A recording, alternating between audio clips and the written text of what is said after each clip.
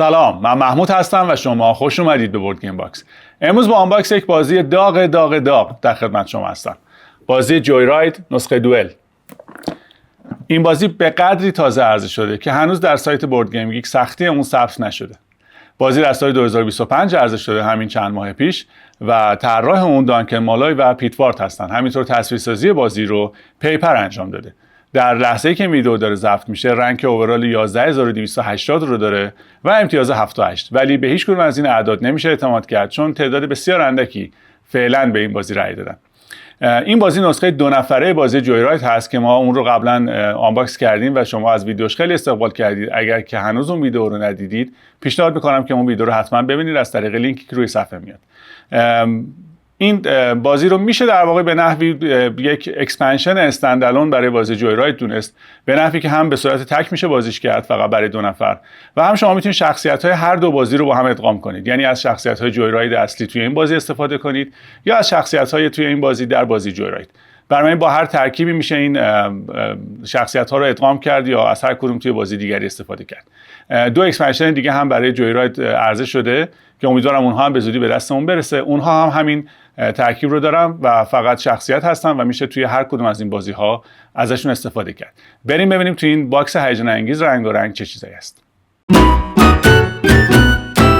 بورد گیم باکس.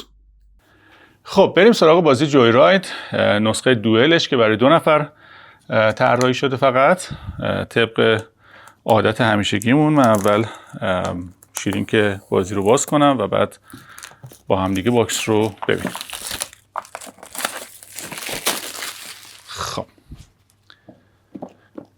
این آرت اصلی روی باکس هست. در طرفین شخصیت هایی که در این بازی استفاده میشن رو میتونید ببینید. 2 ماشین جدید و 2 راننده جدید به بازی اضافه شده. در طرفین همون نقش هست فقط تکرار شده.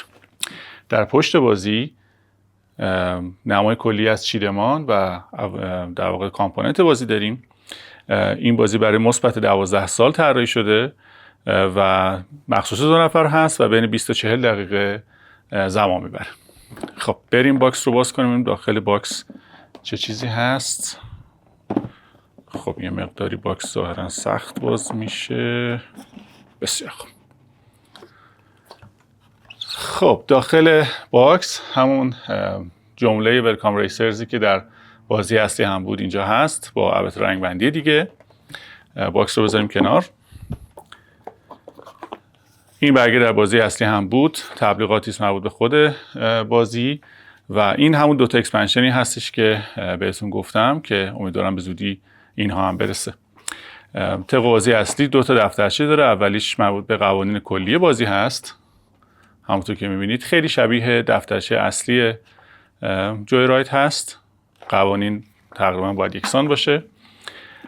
و دیگری در واقع راهنمای مسابقات هست، شخصیت ها رو جو توضیح داده، قابلیت هاشون رو، و بعد آیتم ها رو مثال هایی زده و تقریبا سناریوهایی رو مطرح کرده و یک آرت خیلی جذاب که امیدوارم شما هم به همون نحوی که من میبینمش ببینید. سعی میکنم به شما به این ترتیب نشونش بدم.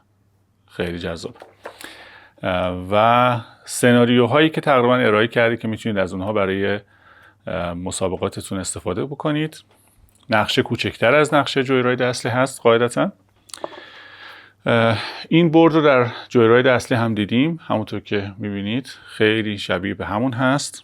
بریم سراغ این پانچ بوردی که اینجاست.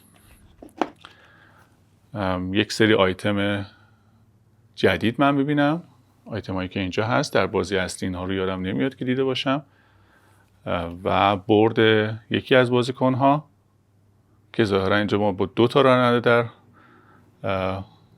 تماس هستیم و در واقع 2 تا راننده رو داریم میبینیم. قسمت پشت بورد که یه مقدار رنگ کمتری داره و همینطور پشت کاردبورد آیتم هایی که استفاده میشه در پشت. خاطرتون هست که اون هم همین نقش رو داشت. این از راننده دوم که به نظر میرسه یک ربات باشه. جالبه. و تایل های دیگه آیتم های جدیدی رو اضافه میکنه که شما از این آیتم ها هم میتونید در بازی اصلی جویراید استفاده بکنید. اگر که بخوایم تایل ها رو هم از نزدیک ببینیم، تایل ها عیناً مثل بازی جویراید هست، با همون ضخامت، با همون کیفیت، با همون بافتی که روی تایل وجود داشت. و پانچ بورد سوم که این آیتم ها رو داشت. این آیتم ها در بازی اصلی هم من خاطرم هست اونجا هم اینها رو داشتیم. و پشت این کارتبورد. خب برسیم به قسمت جذاب، نقشه بازی. من بورد رو بذارم کنار. نقشه بازی برخلاف جویراید اصلی یک نقشه مربعی هست. من یه مقداری برم عقب‌تر که شما راحت‌تر بتونید ببینید. خب این نقشه هست در یک رو. جذابیت بازی همچنان حفظ شده، همچنان پر از رنگ، پر از المان‌های جذابه. و روی دیگر نقشه که این هست، موانعی که توی نقشه هست، مثلا این دسته‌ای که از لاستیک ها اینجا هست یا چند بوته و چند لاستیک دیگه، جزئیاتی که توی نقشه استفاده شده واقعا جذاب. خب این هم از مپ اصلی بازی. بریم سراغ باکس. من یه خود باز نزدیک بشم. خب این بازی جویراید با 2 تا ماشین خیلی هیجان انگیز و بزرگ طرف هستیم. همونطور که میبینید این اون ماشینیه که توسط یک ربات داره در واقع هدایت میشه. در پشتشون هم هر کدوم یک علامت مخصوص به خودشون دارن. ضخامت جنس اینها فوق‌العاده با کیفیت فوق‌العاده ضخیم، وزن بسیار خوبی داره. 2 تا پان اینجا داریم که به عنوان دنده استفاده میشه در بورد هر بازیکن با رنگ خودش.